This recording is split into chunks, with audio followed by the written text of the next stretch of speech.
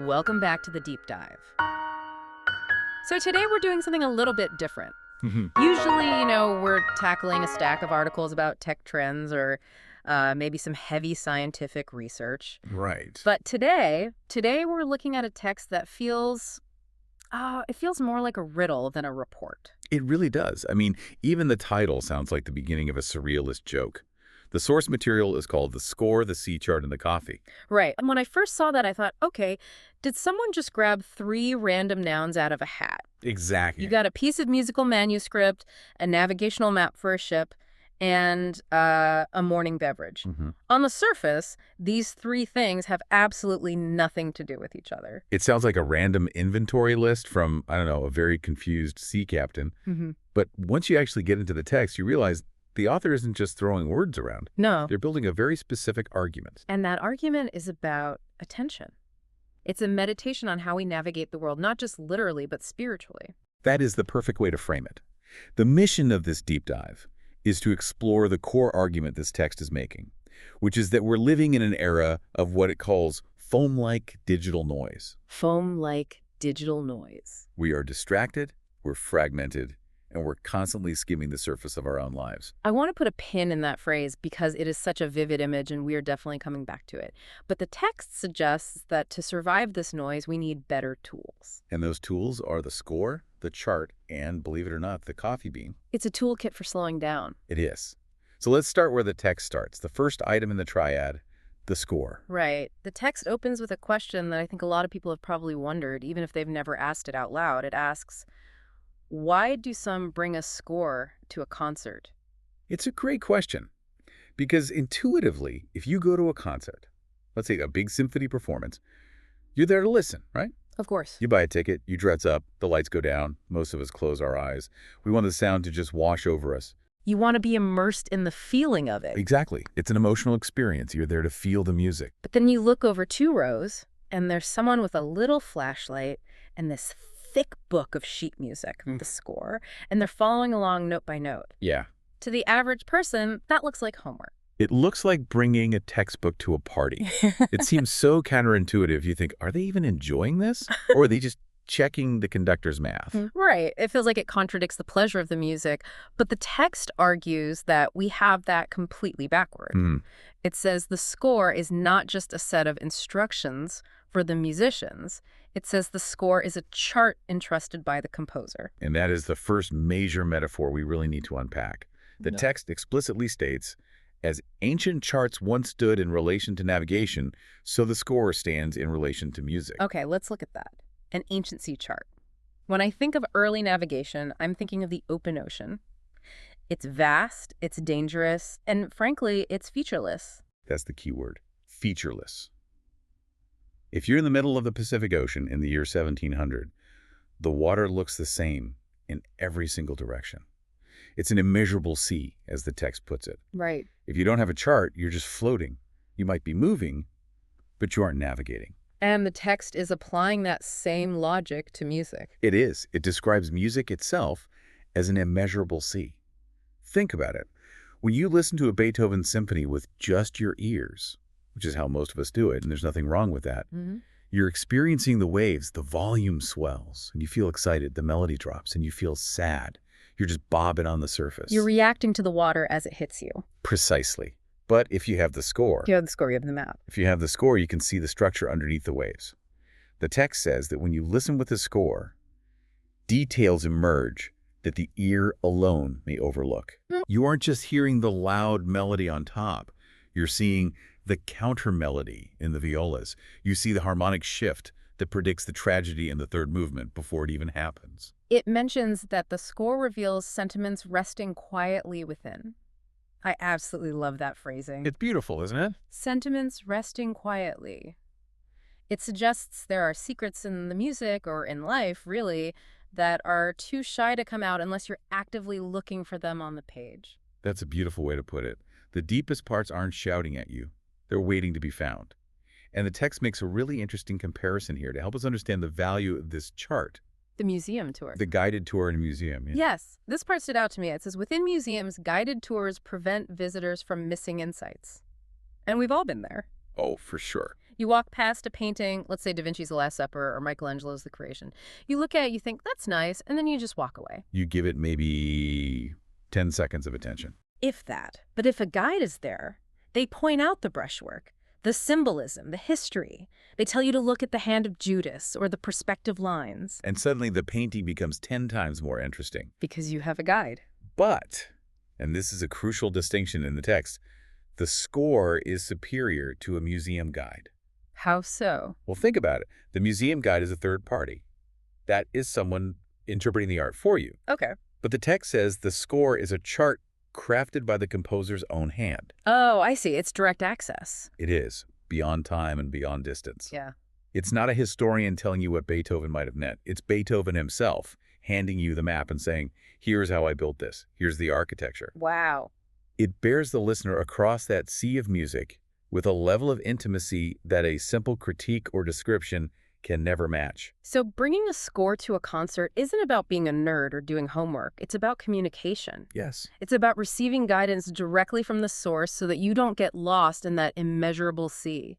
Exactly. It's an act of respect for the depth of the work. Hmm. You're refusing to just skim the surface. And speaking of skimming the surface, this is where the text pivots.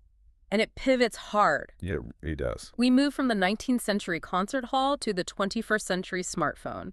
The author contrasts this deep structural guidance of the score with the way we navigate our modern lives. Here's where we get that phrase you liked. Foam-like digital noise. Foam-like. Let's dwell on that image for a second. Why foam? Well, think about the physics of foam. It's bubbles. It's just air and liquid mixed together. It looks like it has volume, but if you touch it, It collapses. it collapses. It has no mass. And crucially, foam sits on the surface of the water. It obscures the depths. That is painfully accurate. The text describes the content on our mobile screens as this foam. It disperses within moments, leaving no trace. Think about your daily experience. You scroll through a social media feed. You see a headline, a meme, a video of a cat, a political outrage, a recipe. It's a barrage of information. But 5 minutes later, can you remember any of it? Probably not. It goes in one eye and out the other. Because it leaves no trace. It fragments our attention. The text warns that this era ceaselessly seeks to fragment what attention remains scarce. We're constantly being pulled in 1,000 shallow directions. We're surfing on the foam, ignoring the deep sea underneath. Right. So if digital noise is the foam, what's the score? What's the alternative? The alternative is deepening perception. Yes. The text argues that when we engage with something deeply like reading the score while listening to the symphony or really studying a text, we aren't just consuming content. We are building something inside ourselves. It says this deep engagement permits a sense to inscribe a subtle path within the soul. That sounds permanent, unlike the foam. That's the key difference. The foam leaves no trace. The deep engagement inscribes a path. And why do we need this path? The text gives us the answer, and it's the emotional core of the piece. On a night when direction falters, such a path may stand as a lighthouse unto oneself. A lighthouse unto oneself. That is such a powerful image. It implies that there will be times when we're lost, when the world is dark, when we don't know which way to go. And let's be honest, we all face those moments. Crisis, grief, confusion, and in those moments, the digital noise offers no help. None. You can't navigate a storm using foam. You need a chart. You need that internal structure, that path inscribed in the soul to guide you back to safety. So the argument here is that engaging deeply with art, with music, with the score, it isn't just a hobby. No. It's survival training. It's building the lighthouse for the stormy night. Precisely. It allows us to resist the chaos. The text makes a plea. Permit a gentle slowing. Allow perception to deepen. Permit a gentle slowing. I feel like I need to write that on a sticky note and put it on my computer monitor. We're so addicted to speed, to the next notification. Which is why the text doesn't stop at high art. Mm. Doesn't just stay in the realm of Beethoven and Da Vinci. No. It takes this philosophy of slowing down Yeah. and applies it to something much more humble. The coffee. The coffee. Yeah. I have to admit, this was the twist I did not see coming. We've done the score, we've done the C chart, and now we're holding a warm cup of joe. The text asks, is it heard? The story of the coffee held in your hand. This is a masterclass in shifting perspective. Yeah. Most of us, when we drink coffee, we're using it for utility. Right. Caffeine. We want the caffeine. We want to wake up. We treat it as fuel. Or we treat it as a consumer product. Does it taste good? Is it too hot? How much did it cost? Right. But the text wants us to apply that same score reading mentality to the bean itself. It wants us to see the chart behind the beverage. It treats the coffee bean as a protagonist in a story of quiet persistence. Yeah, look at the life of the bean. Each coffee bean draws sustenance from the soil with quiet resolve. Resolve. That's a strong word for a plant. It is. The text mentions the courage of emergence, breaking through the earth for growth. I've never thought of a sprout as courageous before, but it fits. I mean, it's buried in the dark, and it has to push against the weight of the world just to see the sun. And then it endures. It persists through fair days and days of rain alike. This is the narrative of the bean. It's a story of resilience against external forces. Just like we're trying to be resilient against the digital noise? The bean is resilient against the elements. It's a struggle. We usually just see the green leaves or the brown bean, but we don't see the fight against gravity, against the weather. That is the score of the coffee, the history of the struggle. And then comes the payoff. The text says the bean releases the story of that journey as fragrance, conveyed with quiet eagerness. Ah, this is the connection back to the music, just as the score reveals the hidden sentiments of the symphony. The fragrance reveals the hidden labor of the coffee bean. That's a lovely thought. The smell of coffee isn't just chemistry, it's a story being told. It is the release of history. When you smell that aroma, you are sensing the soil, the rain, the sun, and the struggle of the plant. But, and this is the catch, you only perceive that story if you're paying attention. If you are permitting a gentle slowing. If you're rushing to work, scrolling on your phone, gulping down the coffee just to get a buzz, you miss the story. You miss the fragrance. You're back in the foam. Exactly. The coffee bean is a daily opportunity to practice this deep perception. It's a small, everyday version of reading the score. You don't need a music degree for this. You just need to pause. So we have this triad, the score, which is the map of the music, the chart, which guides us through the sea, and the coffee, which tells the story of the earth. And what unites them is the idea of gentle revelation. They're all trying to show us scenes long overlooked by the restless heart of this age. The restless heart of this age. That really feels like the antagonist of this whole text. We are restless. We're bored. We're constantly looking for the next dopamine hit. And in that restlessness, we miss the wind. The wind. The text says, each wind bears a story, though such voices are easily missed. It's interesting that the text focuses so much on hearing. We talked about the score, which is visual, but it's for music. We talked about the coffee, which is taste and smell, but the text asks, is it heard? The story of the coffee. The text actually gives a physiological reason for this focus on hearing. Did you catch that detail at the end? Yes. It says, hearing the first sense to arise, the last to fade. That is a profound biological fact. In the womb, hearing is one of the first senses to develop, and often at the very end of life, when vision and touch are gone, hearing remains. It's our primary connection to the ambience of existence. And it calls music unseen, intangible, yet the very soul of ambience. So putting it all together, we live in a visual world, a world of screens, of flashing lights, of foam-like noise. And that visual noise is distracting and temporary. Right. It grabs our eyes, but it doesn't hold our souls. But hearing is deep. Hearing is primal. The chart and the score are tools to help us translate the unseen world, the world of music, the world of the coffee's history, into something we can grasp. The chart allows us to hear what we'd otherwise miss. Precisely.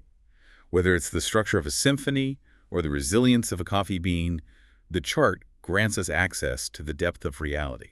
It stops us from just skimming the surface. It really makes you rethink how you go through your day. We're so used to thinking that knowing something means Googling it, you know? Quick access to facts. Quick access. What kind of coffee is this? Ethiopian. Done.